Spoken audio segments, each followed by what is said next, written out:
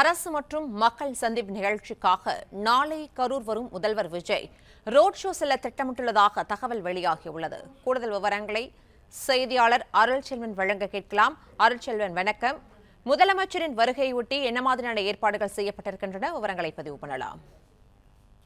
வணக்கம்.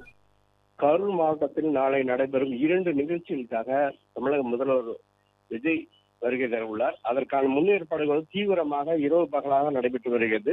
முதல் நிகழ்வாக வெண்ணமலையில் இருக்கக்கூடிய தனியார் அறிவியல் மற்றும் கலைக்கல்லூரியில் அமைக்கப்பட்டிருக்கிற மேடையில் மக்கள் சந்திப்பு நிகழ்ச்சி நடைபெற இருக்கிறது. அதில் 5000 பேர் மட்டுமே பங்கேற்க முடியும் என்பதால் அவர்களுக்கான டோக்கன்கள் தற்போது வழங்கப்பட்டு வருகிறது.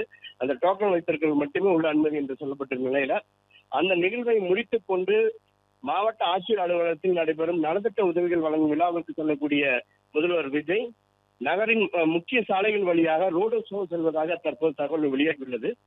வெண்ணமலையிலிருந்து கார் மூலமாக வரும் அவர் திருக்காம்புடியூர் ரவுண்டானா, பழைய பேருந்து நிலையம், லைட் ஹவுஸ் கார்னர், சிறுமான் நிலையூர், சுங்ககேட், தாந்தொன்றிமலை வழியாக அவர் ரோடு ஷோ செல்வதாக தகவல் வெளியாகியுள்ளது. இதனை முன்னிட்டு இந்த மக்கள் அதிக கூடக்கூடிய இடங்கள்ல பேரிகார்டுகள் அமைக்கும் பணியில தற்போது போலீசார் ஈடுபட்டு வருகின்றனர்.